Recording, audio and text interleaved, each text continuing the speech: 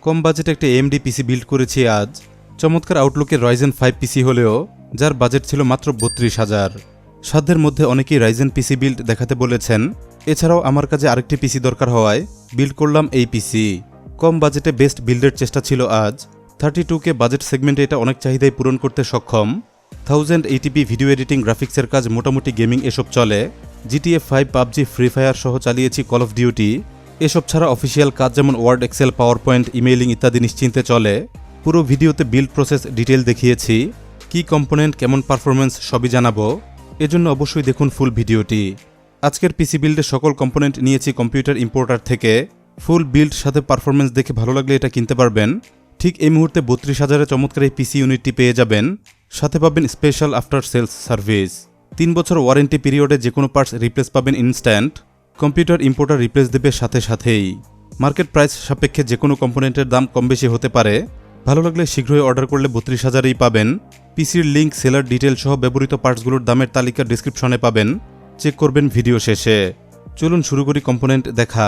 আজকের পিসি বিল্ডে AMD-র একটি mid range APU ছিল। ব্যবহার করেছি AMD-র Ryzen 5 Pro প্রসেসর। AMD-র 3rd Gen আর্কিটেকচারের বিল্ড এটা। Socket AM4 compatible. Processor model Ryzen 5 Pro 4650G। এটাই বিল্ট ইন আছে AMD-র Radeon 7 গ্রাফিক্স। Radeon 7 মোটামুটি পাওয়ারফুল ইন্টিগ্রেটেড GPU। মাঝারি কাজকর্মে এজন্য আমি এক্সট্রা GPU ব্যবহার করিনি। 1080p ভিডিও এডিটিং গ্রাফিক্সের কাজ সহ অন্যান্য কাজে এটা ভালোই ছিল। সব মিলে বাজেট APUর মধ্যে Ryzen 5 Pro 4650G হতে পারে ভালো একটি চয়েস। সাথে Radeon 7 ইন্টিগ্রেটেড গ্রাফিক্স হলেও পারফরমেন্স ভালো। কম্পেয়ার করলে অলমোস্ট GTX 1050-র কাছাকাছি, অর্থাৎ এই প্রসেসরে 7 থেকে 8,000 বাজেট সেগমেন্টের একটি GPU পাওয়া যাচ্ছে একরকম বিনামূল্যেই। বেশ চমৎকার একটি ইনটেক্ট CPU প্যাকেজিং দেখা যাচ্ছে। চলুন দেখি কি রয়েছে এই বক্সে।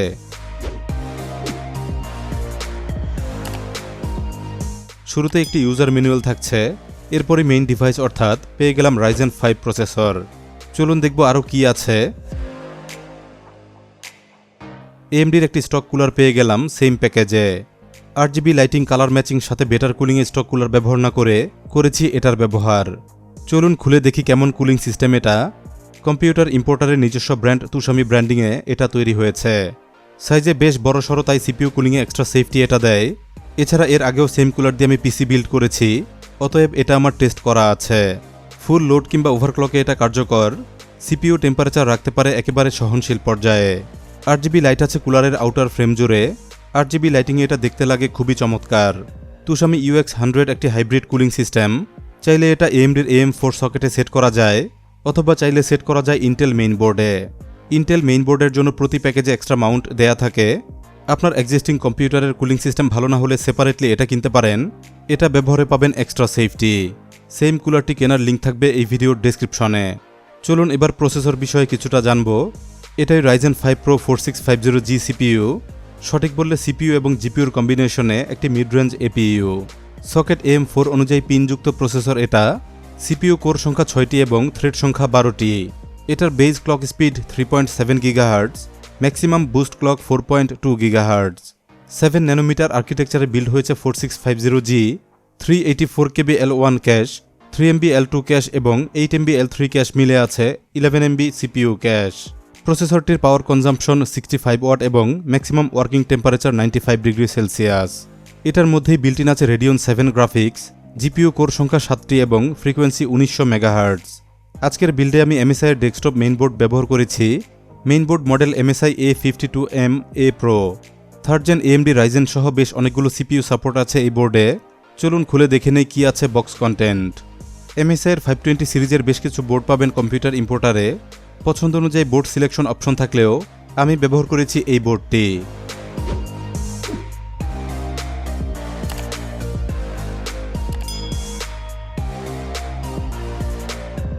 এই ছিল মেইনবোর্ড বক্স কন্টেন্ট।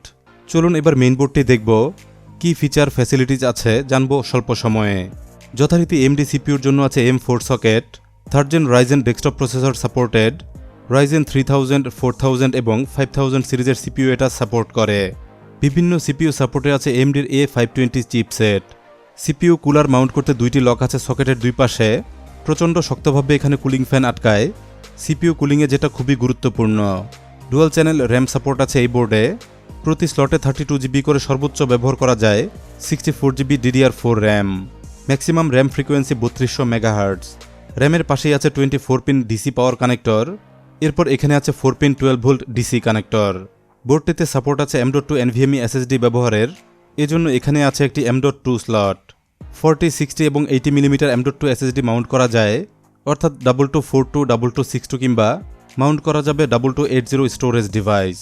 এরপর এক্সটার্নাল পেরিফেরালসের জন্য আছে PCIe X1 স্লট। এখানে চাইলে sound card, LAN card, USB expansion card, TV tenure, video capture card সহ ব্যবহার করা যাবে PCIe রাইজার কার্ডস। এরপর এখানে রয়েছে একটি PCIe X16 স্লট। বাজেট বেশি থাকলে ভালো গ্রাফিক্স কার্ডের অপশন আছে এখানে। মিড রেঞ্জ অথবা পাওয়ারফুল জিপিইউ অ্যাড করা সম্ভব, তবে জিপিইউ ছাড়াও এখানে আরও বেশ কিছু পেরিফেরালস সাপোর্ট আছে। কমনলি ব্যবহৃত হয় গ্রাফিক্স কার্ড। 4টি SATA 6Gbps পোর্ট আছে এই বোর্ডে। একসঙ্গে যুক্ত করা যাবে 4টি SATA ইন্টারফেস স্টোরেজ ডিভাইস। চলুন এবার দেখি আইও পোর্টস কী থাকছে। প্রথমত রয়েছে একটি ফুল সাইজ HDMI পোর্ট। এটা সর্বোচ্চ 4K পর্যন্ত ভিডিও আউটপুট দিতে পারে, তবে গ্রাফিক্স পারফরমেন্স ডিপেন্ড করবে ব্যবহৃত ইন্টারনাল জিপিইউর উপর। পরেই আছে একটি DVI পোর্ট। সর্বোচ্চ 1920x1200 পিক্সেলে ক্লিন ভিডিও এটা আউটপুট দিতে পারে, তবে DVI পোর্ট এখন তেমন ব্যবহৃত হয় না, কারণ DVI পোর্টযুক্ত মনিটর মার্কেটে এখন কমই পাওয়া যায়। ভিডিও এডিটিংয়ে আমি ডুয়াল মনিটর ব্যবহার করি।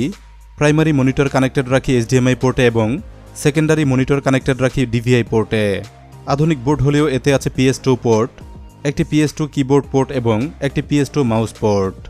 মাল্টিপল ইউএসবির একটি বান্ডিল আছে। এরপর এখানে ব্লু কালার প্রথমগুলো ফুল সাইজ USB 3.2 ইন্টারফেসের, প্রতি লাইনে 2টি করে রয়েছে 4টি হাই স্পিড USB পোর্ট। এরপর আরও 2টি USB পোর্ট আছে নিচের দিকে, এগুলো সাধারণ type A port, USB version 2.0। USB 2 পোর্টের সাথেই আছে ইথারনেট ল্যান পোর্ট। রিয়েলটেকের এই গিগাবিট ল্যান পোর্টে ব্যবহার করা যায় হাই স্পিড ব্রডব্যান্ড ইন্টারনেট। সব শেষে নিচে রয়েছে HD অডিও পোর্টস। প্রথমে একটি মাইক্রোফোন পোর্ট, এরপর একটি অডিও আউট পোর্ট, সব শেষে একটি লাইন ইন পোর্ট। সব মিলে এই ছিল বোর্ডটির আইও পোর্টস। এবার স্টোরেজ প্রসঙ্গ। আজকের বিল্ডে কোনো হার্ড ডিস্ক থাকছে না। কম্পোনেন্টস নেওয়ার সময় কম্পিউটার ইম্পোর্টারে M.2 SSDর স্টক ছিল না, এজন্য নিয়েছি একটি 2.5 ইঞ্চির SATA SSD। তুষামি ব্র্যান্ডের SSD এটা। কম্পিউটার ইম্পোর্টারের একটি নিজস্ব প্রোডাক্ট। 256GBর এই SSDতে সাধারণ কাজ কিংবা গ্রাফিক্সের কাজ চলবে, তবে যেহেতু আজকের পিসি দিয়ে আমি টুকটাক ভিডিও এডিটিং করব, পরে অ্যাড করে নেব এক্সট্রা স্টোরেজ। আপনারা চাইলে M.2 SSD নিতে পারবেন, এতে খরচ বাড়বে খুবই সামান্য। আজকের বিল্ডে র্যাম থাকছে 8GB DDR4, প্রতি চ্যানেলে 4GB করে, ডুয়াল চ্যানেলে থাকবে টোটাল 8GB র্যাম। বাজেট পিসি হিসেবে 8GB র্যামে এটা ভালোই পারফর্ম করেছে, তবে প্রয়োজনে থাকছে র্যাম আপগ্রেড অপশন। আজকের বিল্ডে পাওয়ার সাপ্লাই থাকছে এটা। স্বল্প বাজেটে বেশ ভালো একটি PSU, ভ্যালুটপের রিভেঞ্জার 350W PSU এটা। এক্সটার্নাল জিপিইউ ব্যবহার না করলে এটাতেই কাজ চলবে। দেখানো কনফিগার অনুযায়ী এটা যথেষ্টই উপযুক্ত পাওয়ার সাপ্লাই। দেখুন কেমন পাওয়ার সাপ্লাই এটা। বেশ বড়সড় একটি কুলিং ফ্যান আছে। বাজেট অনুযায়ী ফিনিশিং কোয়ালিটি সবই ভালো ছিল। এখানে ইন্ডিভিজুয়ালি পাওয়ার রেটিং লেখা আছে, পড়তে পারেন জেনে রাখতে। চলুন এবার বিল্ড প্রসেস শুরু করব। প্রথম কাজ CPU ইনস্টল।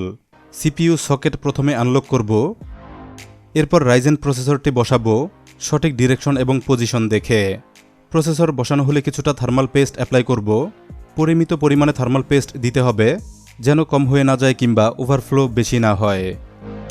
CPU কুলারটি এবার বসাবো। এটা হিটসিঙ্কের নিচে একটি প্রোটেক্টিভ স্টিকার আছে, অবশ্যই খুলে নিতে হবে বসানোর আগে।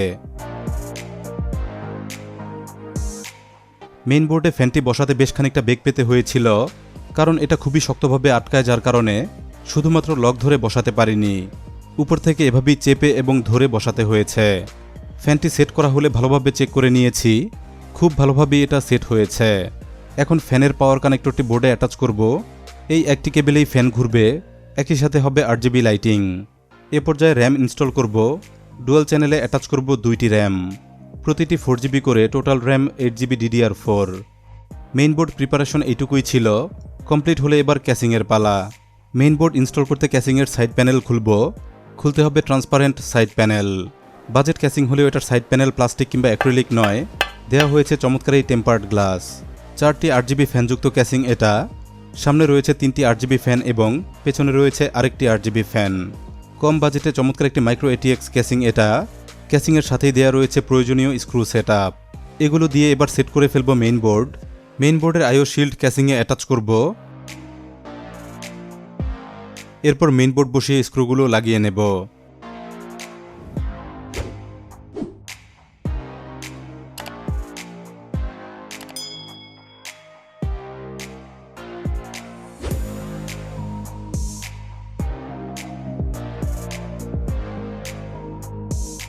হয়ে গেলে এসএসডি বসাবো এই পজিশনে। এরপর ক্যাসিংটি উল্টো করে পাওয়ার সাপ্লাই সেট করব। 4টি স্ক্রু দিয়ে অ্যাটাচ করব পাওয়ার সাপ্লাই।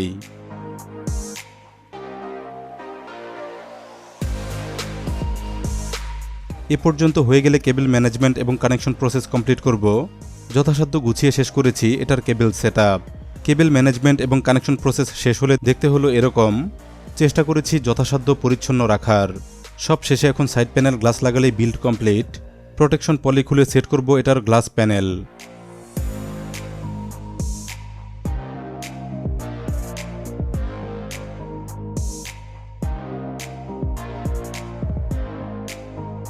এভাবেই কমপ্লিট হয়েছে আজকের পিসি বিল্ড। সময় হলো টেস্ট করার। চলুন এবার অন করে দেখি সবকিছু ঠিকঠাক হয়েছে কিনা। এটার এসএসডিতে উইন্ডোজ 10 আগেই সেটআপ করে রেখেছিলাম। চাইলে এতে উইন্ডোজ 11ও অনায়াসে চলবে। বর্তমানে যেহেতু উইন্ডোজ 10 জনপ্রিয় সাথে ইউজার ফ্রেন্ডলি, এই জন্যই ইনস্টল করেছি উইন্ডোজ 10। কুলিং ফ্যান সহ 5টি RGB ফ্যানে এটা দেখতে দারুণ লাগছে।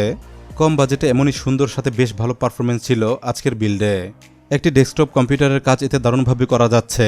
ওয়ার্ড, এক্সেল, পাওয়ার পয়েন্টের মতো বেসিক কাজ, মাল্টিট্যাবে internet browsing, high quality movie playback ইত্যাদি কাজে এটা ছিল ভালো পারফর্মার।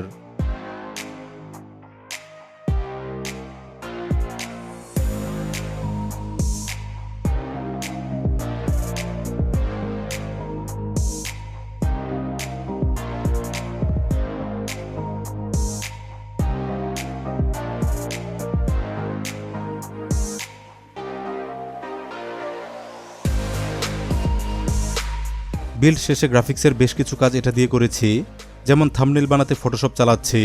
প্রচুর লেয়ার নিয়ে কাজ করলেও চলেছে দারুণভাবে। ভিডিও এডিটিংয়ে 1080p ভালোভাবেই এটা হ্যান্ডেল করেছে। অ্যাডোবি প্রিমিয়ারে ট্রানজিশন ইফেক্ট সহ বেশ কিছু লেয়ারে কাজ করতে অসুবিধা হয়নি। টুকটাক কালার গ্রেডিং সহ কাজ চলে যায়। ওভারঅল 1080p ভিডিও প্রোডাকশনে এটা ব্যবহার করা যায়। ভিডিও এক্সপোর্ট কিংবা রেন্ডার টাইম এপি অনুযায়ী ঠিকই ছিল। চলুন সব শেষে এবার দেখব গেমিং পারফরমেন্স। GTA 5 গেম প্লেতে এটা মোটামুটি পারফর্ম করেছে। লো সেটিংসে GTA 5 প্লে করেছিলাম, দেখুন কেমন ছিল গেম প্লে। লো এবং মিডিয়াম গ্রাফিক্স সেটিংসে GTA 5 প্লেয়েবল ছিল। 720pতে 35 থেকে 40 FPS এ চলছিল। তেমন ফ্রেম ড্রপ হয়নি কিংবা ল্যাগি ফিল হয়নি। GTA 5 1080pতে একটু স্লো মনে হয়, তবে আজকের এই পিসিতে ওভারঅল প্লেয়েবল ছিল। পাবজি মোবাইল প্লে করেছিলাম গেমলুপ ইমুলেটরে।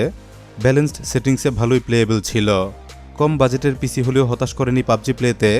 এভারেজ ফ্রেম রেট ছিল 38 FPS। দেখতেই পাচ্ছেন কেমন ছিল পাবজি গেম প্লে। এরপর প্লে করেছিলাম ফ্রি ফায়ারেও পাবজির মতো এক্সপিরিয়েন্স হয়েছে। ডিফল্ট সেটিংসে প্রায় 40 FPS এ গেম প্লে হয়েছে। বিভিন্ন অ্যাকশন মোমেন্টেও তেমন ফ্রেম ড্রপ চোখে পড়েনি। সব শেষে প্লে করেছি কল অফ ডিউটি মোবাইল। এই গেমটি লোয়ার হার্ডওয়্যার ডিমান্ড করায় বেস্ট এক্সপিরিয়েন্স ছিল এটা প্লেতে। বেশ স্মুথ ছিল COD মোবাইল। হাইয়ার গ্রাফিক্যাল ইন্টারফেসেও এটা চলেছে দারুণভাবে। এই ছিল আজকের বাজেট পিসের গেমিং এক্সপিরিয়েন্স।